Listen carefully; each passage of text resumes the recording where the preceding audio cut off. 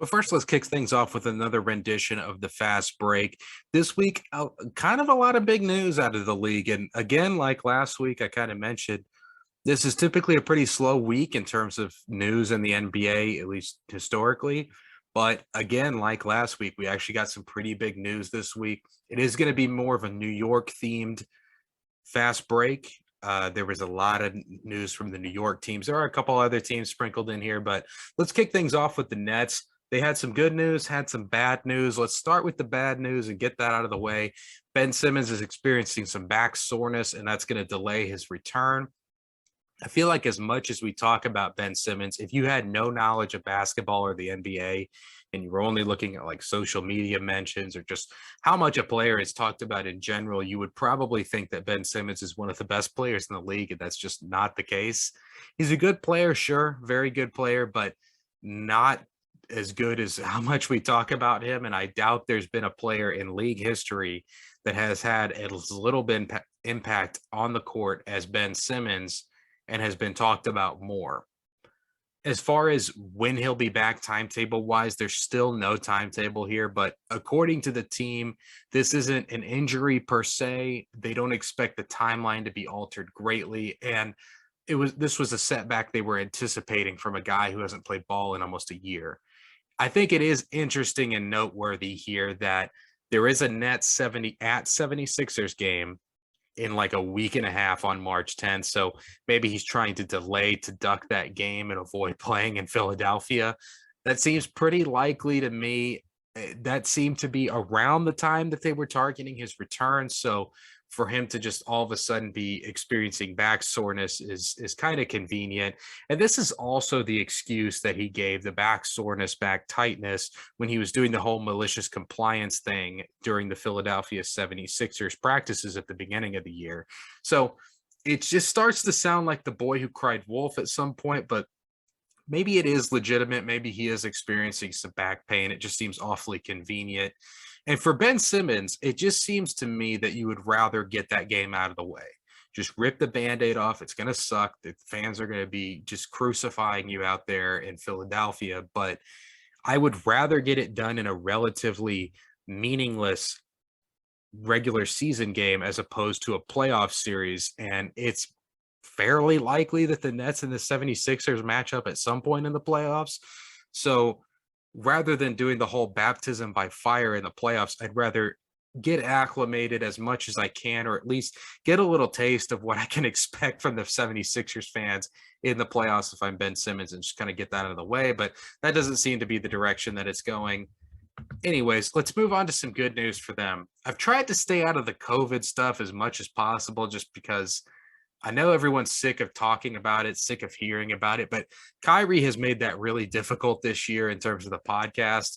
But good news here, there is some rumors that the New York City vaccine mandate is going to be lifted soon, and that would allow Kyrie Irving to return to the team full time and not just play in the away games.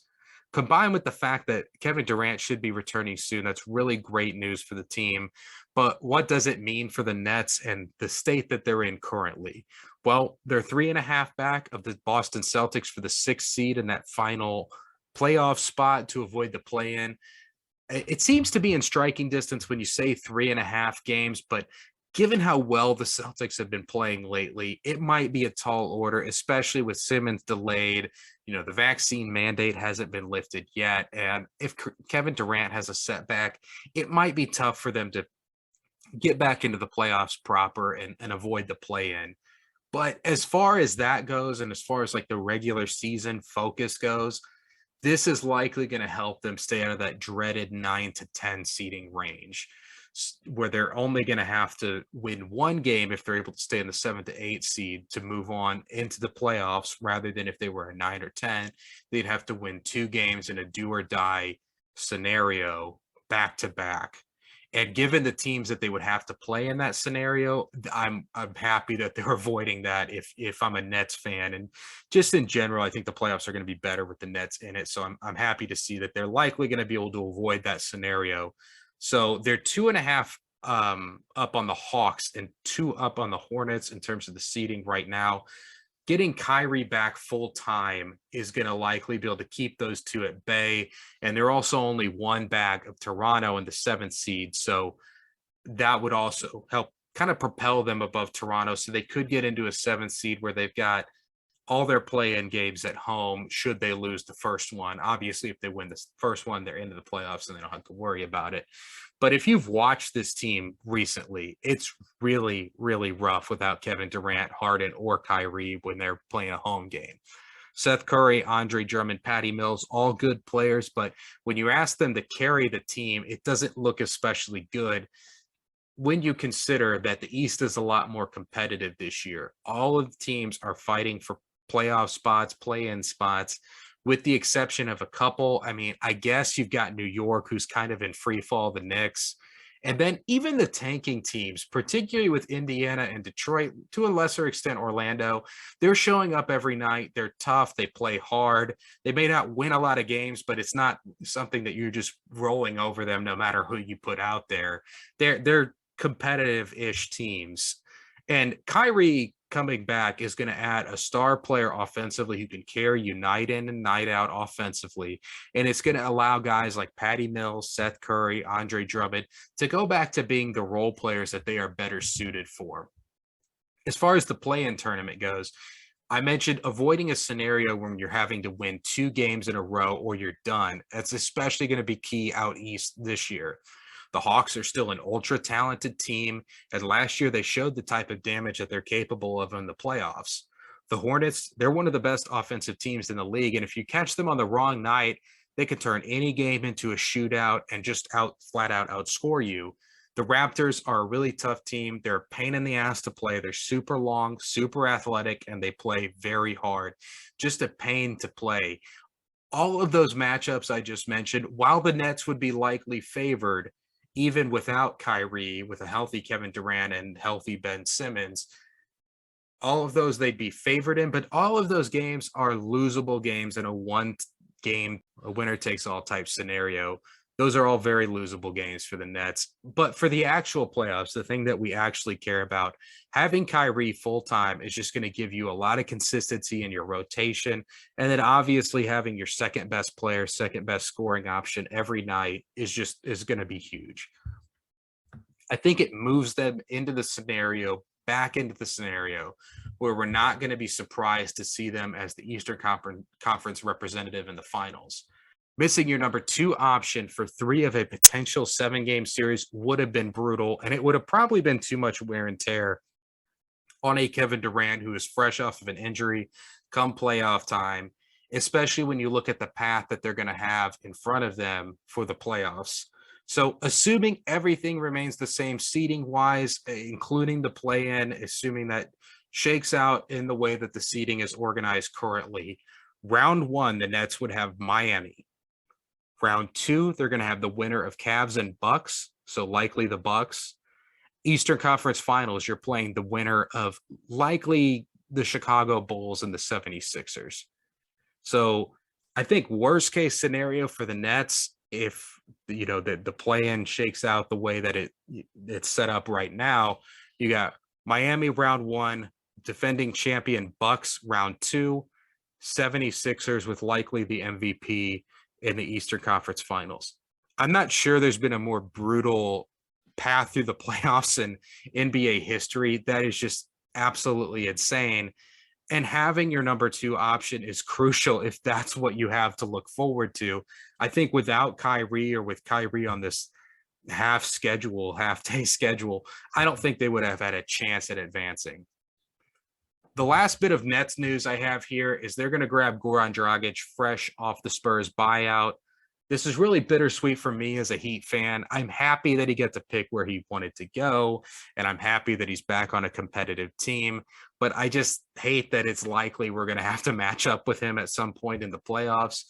My own inner struggles aside, as a Heat fan, the Nets are getting a player here who 2 years ago was the leading scorer in the playoffs for a Miami Heat team that made it to the finals. And while he hasn't shown that he's still that player, he is a proven playoff performer, and he's tough as nails. He's a guy that you can trust in crunch time of a playoff series. I do question, though, how much this is really going to help the Nets. The Nets just have a ton of small guards who, well, I wouldn't say are totally outright liabilities on the defensive end. They're probably hurting you more than helping you there. So now, in terms of small guards, you have Kyrie, Seth Curry, Patty Mills, Goran Dragic, Cam Thomas. We'll throw Joe Harris in there. I know he's 6'6", and we may not even see him this year. There's still no update on his return. So it could be that he's out for the year, but he's not really helping you on defense either, even though he's a little bit taller than the guys I had previously mentioned. So what are you going to do down the stretch of a playoff game? Are you seriously considering running three of those guys at once with Durant and Simmons, or Durant and Drummond in the closing lineup? I doubt it. I doubt that you could actually do that. All of those guys I mentioned are guys that can be hunted on defense. And so I think at best you're able to run two of those small guards, and that might even be a stretch. In terms of minutes and kind of keeping the peace, keeping the chemistry going, when you sign Patty Mills this offseason, I doubt he's signed up to be a bench warmer come playoff time. He's going to be wanting to play crunch time. Seth Curry's been great all year. He's been playing crunch time for the 76ers. I doubt he's going to be happy to be sitting on the bench either. And while Goran Dragic might not be expecting to play crunch time, he is going to be expecting to play. I doubt that the 76ers were like, hey, Dragic, come sit on the bench for the entire playoffs and cheer on the team. I think he would have gone somewhere else if that's the pitch they gave him. So he's going to be expecting to play. Cam Thomas, your rookie. He's a guy that you might want to work into the playoff rotation just for the future longevity of your team. And it's just going to be super tough for Steve Nash to manage these minutes. And with the addition of Goran Dragic, they didn't really address any of the needs that the team had. They just kind of added another quality player, which is always good, but I don't know how much it's actually going to help. And I guess considering they got him for the cost of a Javon Carter, a guy who is a willing and capable defender, but that isn't a huge loss. So I'm not saying this is a bad move, not by any stretch. It's a good move. It improved the roster, but I'm just questioning how much this is actually going to help come playoff time. News from the Blazers this week: Jusuf Nurkic is going to be out the next 4 weeks to the rest of the season with a foot injury. I think it's probably going to be the rest of the season given the direction that they're trending in. And I talked about during the trade deadline podcast, after all the moves that the Blazers made, I'm just not sure what the plan for them is going forward. So I don't really know how big of a deal this is. It seems like the Blazers are going to be letting Nurkic walk in the offseason. So this could be a blessing in disguise in terms of their goals for this year. Portland is currently in the play-in, but I think they're probably would rather have better lottery odds. And with the Pelicans grabbing CJ McCollum, it seems like they were really trying to push for the play-in tournament this year. So this is going to be what likely propels the Pelicans over the Blazers if that wouldn't have happened anyway. Even with Nurkic, I think that's likely what would have happened. It's also giving the Blazers a better chance to get a look at some of the young players who could potentially be part of their plans for the future. They can continue to feed Anthony Simons and develop the young guys while they're still losing. So they're improving their lottery odds for the retool for next year. I wouldn't get too excited though, as a Blazers fan, even as you see that the losses pile up and getting better lottery odds. I mentioned during the trade deadline video, the cap situation, the cap that they've cleared here is nowhere near enough to get like a star type player in terms of retooling around Dame. So I still don't know what the plan is here. If they want to bring back Simons, that's great, but they can't afford to stay under the luxury tax. Bring back Simons and Nurkic in all likelihood. Bad news for the Cleveland Cavaliers this week. Their newest acquisition, Karis LeVert, expected to miss the next 1 to 2 weeks with a foot sprain. I don't want to spend too much time on this just because the injury is so short term, but it does have some impact for the Cavs. They're currently in the 4th seed in the East, so they're fighting for that first round home court advantage. And the Bucks are right on their heels, only a half a game out. And the Celtics, as I mentioned, are playing really good as of late, won 9 of their last 10. They're only 1 game out. So they've got a couple of teams that are looking to make a real push here towards the back half of the season, particularly with the Bucks, who are the defending champs. And they're going to want to not have to have a disadvantage or play on the road the entire playoffs. They're a team that wants to repeat their championship. So it's going to be tough for the Cavs to kind of stave off the Wolves here. And this isn't an injury that's going to likely move them into play-in territory. It could give the Bucks and the Celtics enough of an edge to move past them and take that home court advantage that the Cavs probably so desperately want. And that's just going to make their path through the playoffs that much more dire and that much more difficult. I think the good news for the Cavs, though, they were able to get this fourth seed without Karis LeVert. So they're already used to not playing with him since they grabbed him, right up against the trade deadline. So they're used to playing without him, and they're not going to be without him for very long, but it could be just enough of the edge that the Bucks need to kind of slip past them, or even the surging Celtics. Like they could be just enough. Oh boy, the Knicks. I just have no idea what's going on with this team. I have no clue what the plan is. It just seems crazy to me what's going on there. So much earlier in the year, I did a fast break on how they've removed Kemba Walker from the rotation and kind of criticizing that move. And I understand that he hasn't played particularly well this year, but the way they were kind of scapegoating him, it made it seem like, oh, well, this guy's the issue. This is why we're not playing well. And that's just not the case. While he's not playing well, I don't think you can blame him for the team's struggles. Then later in the year, they had to bring him back with the Omicron outbreak. Just out of necessity, they needed warm bodies out there. And now they've just sent him home for the year. They're just like, go home. We don't want you here. And they have no plans to buy him out. At least now, I imagine that will change in the offseason since he's under contract for $9 million for next year. So unless you want to send him to the contract dumping ground that is the Oklahoma City Thunder with a pick, there's no one that's going to be trading for Kemba Walker in the offseason, especially if he doesn't show out in the back half of the year. Maybe if you propped him up and made him look really good, you could increase his trade value. That way you could just swap him out for something else as an expiring contract. But I just don't see how they're going to move him to a team, a competitive team, unless they just want to move off of a bad salary or something. You're just not getting rid of him without a pick unless you just want to buy him out. Or are you just going to sit on him for the next 2 years and pay him $9 million to sit at home? I think that seems silly. And here's what really gets me with this, and this is why it's really weird to me. By all accounts, Kemba Walker is a great teammate, a great locker room guy, a joy to be around. So it's not as if he's like a cancer or a distraction in the locker room. And the other argument, you might say, well, hey, maybe the Knicks, they're not having a great year. Maybe they want to focus on developing the young guards like Emmanuel quickly and getting him really geared up to running the point, since that might be where the future of him as a player is, just given his height. Maybe you want to see if he can run the point guard. That makes a lot of sense, but that's not what they're doing. They're running Alec Burks at the point guard. Tom Thibodeau is running Alec Burks at point guard for the Knicks. I like Alec Burks as a player. I really do. But he's a shooting guard, small forward. He just has very little playmaking skills. And so it just doesn't make sense. So not only have you sent a veteran leader home, you're also not going to focus on developing your young guys, and you don't even have a guy who can fill in at point guard for him. It's just ridiculous. I just have no idea what they're doing. And that kind of gets me to Julius Randle here, who's been the target of a lot of criticism from Knicks fans and the NBA community as a whole.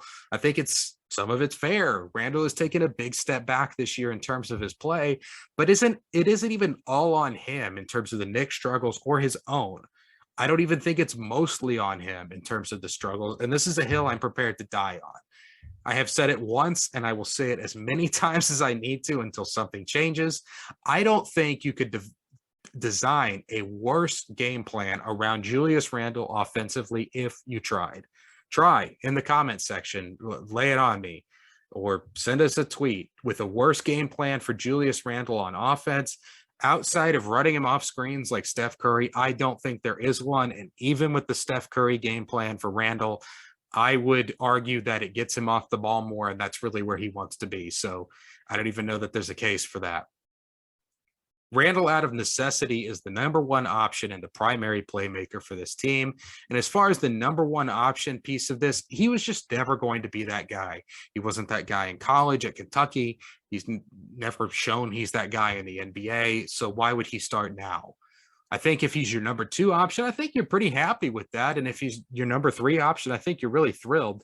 But the real kicker, the real thing that gets to me is how are they using him? They're using him as a primary ball handler, a three-point threat, the main playmaker, basically a point guard. And while he can do all of that, he's a capable passer. He has a decent shot. He handles the ball well for a power forward. None of those things are really what he's best at. He's best when he's in the mid post on a face up where he's like one dribble away from the rim and he can just lower the shoulder and take it to the hoop. Or if you get him in a situation on like a short pick and roll, like a short roll where he can just kick it out, make a quick decision on whether to go to the basket or find the open teammate in either the dunker spot or in the corner. He doesn't need to be handling the ball out on the perimeter. And as far as how he gets into his offense, he's not a guy who's really going to be able to work himself off the dribble into the spots where he's most useful. He needs someone who can feed him the ball and get him into those spots so that he doesn't have to work as hard.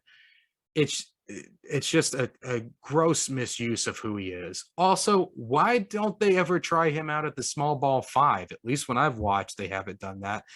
Why does he always have to play with like a Mitchell Robinson or a Taj Gibson, Nerlens Noel? Why wouldn't you give Julius a shot at the five here? I feel like he's great physically. He could, strength wise, he can hold up against the center. You might not be as good defensively, but you're not winning games, so why not give it a try? Also, the Randall stuff isn't even getting to the fact that before the trade deadline, the Knicks traded to acquire Cam Reddish, and he barely plays for them. He barely plays. I think he's playing more as of late, but it's still fairly sparse and limited when he gets in there, and they're not really giving him opportunities to score and kind of run the offense like you would probably like him to see.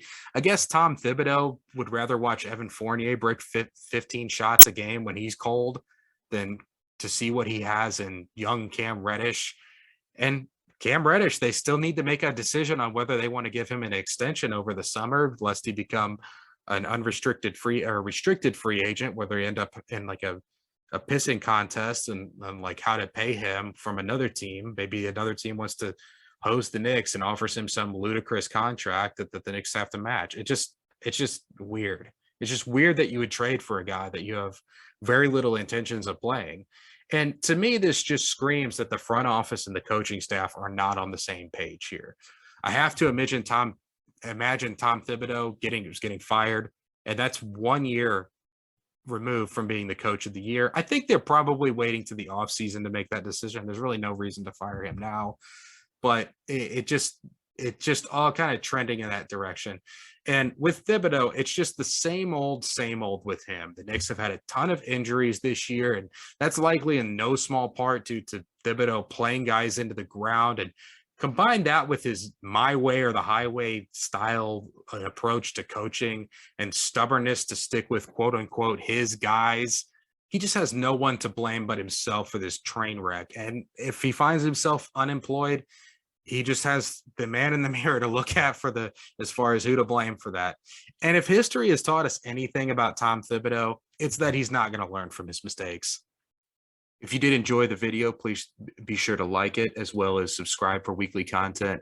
Also, the podcasts are now up on Spotify, so you can listen to the full episode uninterrupted there. And if there's a spot you agree with, disagree with, either reach out to us on Twitter or in that comment section, and we'd love to discuss with you.